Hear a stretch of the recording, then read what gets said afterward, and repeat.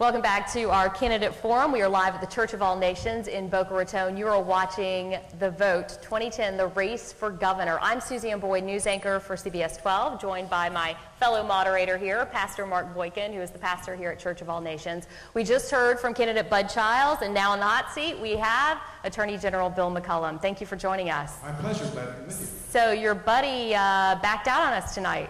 Well, I'm a little surprised at that, but he's done something similar to that before, so the question that we have is, I'm running on my record, and he appears like he's running from his, but I'm ready to answer your questions, whatever they are. Well,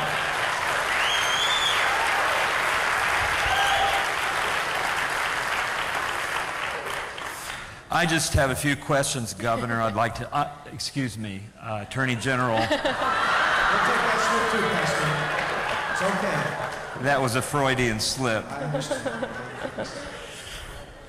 Anyway, you seem to be a bit more reticent about the Arizona law than your rival, Mr. Scott. It seemed like he came on the scene and it was almost a jump start to try to get his campaign going. And it seemed to me that you were a little more careful before you jumped out and started making all these promises of what you were going to do. Since then, you have come out in favor of an Arizona law like that in Florida. And I would like to ask you a few questions about that, if I may. Of course. Have you really done the economics on this to understand what it would do in just the jobs alone if we were to begin what they're doing in Arizona, i.e. deportation? It seems to me Florida International University came out with a study that stated we would lose some $20 billion a year in Florida alone. So that sets us back even before we get started. If we begin deportation, Latino-owned companies are, I believe, 200 to 300,000. How would you answer that? Well, first of all, I support legal immigration. I served on the Immigration Subcommittee in Congress for a number of years, and I believe that's the foundation of our society. The Arizona immigration law is amended. I want everybody to have the record clearly said. As it's been amended, I support the Arizona immigration law. Now, I am also in court defending it, its constitutionality right now from President Obama's attack. But let's talk about how we got there. The Arizona legislature passed a bill, and when it first passed that bill, it was a wide open bill that said when a police officer makes contact with somebody, they can check to see if they're illegal. I worried about that presenting a racial profiling problem, and I said, that's not a good law. As Attorney General of Florida, I know that's not a good law. But 1 week later, the legislature altered that. They amended it. And it now reads that when you stop, detain, or arrest somebody, and you're a police officer, then you're required to check to see if they're legal or not. Under Florida's current law, if you stop, detain, or arrest, you're permitted to check to see if they're illegal. They should be doing that. There's nothing wrong with requiring them to do that under those conditions. It doesn't mean that you're going to usurp the federal role. There's a lot of emotion in this. The federal government's not doing its job clearly in Arizona in order to protect and secure the borders, in order to enforce existing immigration law. We have not amended and done things we should to those laws over the years. But I want it to be clear. First of all, while I support legal immigration as opposed to illegal, I oppose amnesty in the form of a provision that would allow somebody to path of citizenship once they're here in this country illegally. But I do think that there are rules of the game, and I'm working currently on a provision for Florida. It would not be exactly like Arizona's law, but it would be Arizona-like in certain respects. Okay, I appreciate that you qualified that, but let me ask this question point blank. If you are governor, would you be willing to sit down with myself and leaders from the immigrant community to consider a path of residency to be allowed before drafting any Arizona type of law here in Florida? In other words, would you be willing, before you go in by executive order or by the legislators to draft some kind of law, would you be willing to sit with a contingency and proffer? I'm ready to sit with you right now, Pastor. I'll be glad to do that. We're working on drafting something right now in my office, working with Representative Snyder, who's over from this coast.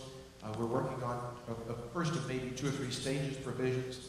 I'd like to see the E-Verify law adapted better to our state. There are a number of things we can do. But look, I want to make it clear, too, we can't supplant what the failure of the federal government is doing here. this case. They have their primary responsibility for immigration laws. But what Arizona has said, it's pretty clear, and I support the Arizona law as it is now amended.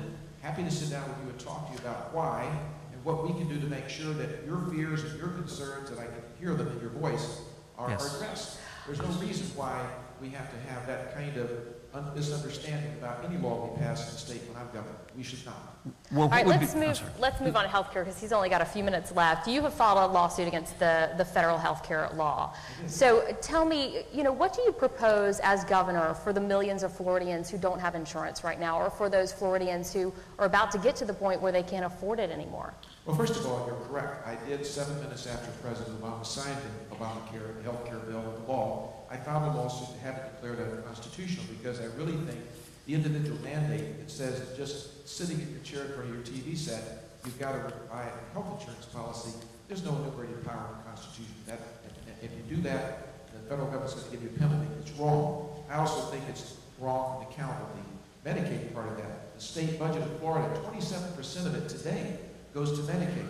One of the greatest problems we have is the increased enrollment, the increased eligibility to Medicaid, and the fact the state has pledged and committed years ago to make up so much of the money in the benefits that go out, that if we're going to see this tremendous increase they're taking from us, what does it mean for education? What does it mean for foster care? What does it mean for prisons and all the other things that we do? Now, as to health care, I'm first of all proud that the Florida Medical Association has endorsed me. The doctors are supporting me in this race for a reason. I believe in more choice among patients and doctors. I think that we need to have an opportunity to reduce the mandates that are in the current base policies in Florida. There are over 50 of them today. We probably should only have 10 or 12 or so, and the rest of them should be things that you could purchase, much like you would cable television as a menu. Add to that as you need them, not have a 30-year-old male have to buy a breast cancer insurance policy. It doesn't make any sense to me. And there are any number of things that we can do to make insurance more affordable. And remember, the cornerstone to this is quality, affordability, accessibility of health care. That's what the cornerstone of what health care should be. We've got a lot of work to do to make that happen. And by the way, physical education in the schools, very important. Real PE exercise at every grade level.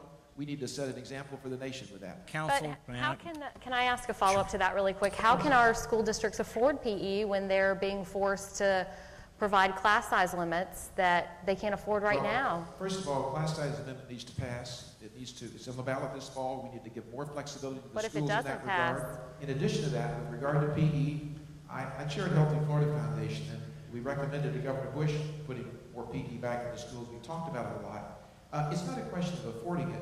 We need to first establish a model. Then we need to work. We don't have a budget right now. We don't have a lot of money. We're going to have a $6 to $8 billion budget shortfall when I'm governor in Tallahassee. That's a huge amount. And I'm not going to raise taxes. We need to get jobs created in this state. We need to lower taxes, and we need to lower the regulatory burden on small businesses. And I've got a plan to create over 500,000 new jobs that Steve Forbes and I vetted. So I'm not going to raise taxes in this state, but we do have a way to work with the private sector, with the YMCA, with other facilities that are there. I think we could work out a plan to put PE back into the schools, and gradually, as the economy improves, we'll have the ability to pay for more of that than we do today. Council, if I may ask, or if I may just interject kind of as a parenthetical thought here. We learned about an hour ago that your rival, Mr. Scott, would not be here. I was told, it seemed earlier in the week, that he was a bit reticent about coming. We talked to him. We had 3 confirmations, and I learned at 6:00 p.m. that he would not show up. I understand now in the moments before coming out here that this has happened at least 2 other times, and here's a man who claims that immigration is the centerpiece of his campaign while at the same time making money off of migrant workers. He has never answered the question concerning defrauding Medicare and Medicaid to the tune of $1.7 billion. I was hoping tonight that he would at least have a mea culpa, at least say, yes, we did it. He has failed to do it, and now we are learning more about the character of Mr. Scott. What I have just learned, we have already scheduled a press conference this coming week where we will actually be divulging information we have recently learned about the duplicity and the subterfuge of this man. And I know that you have gone, well, bear with me.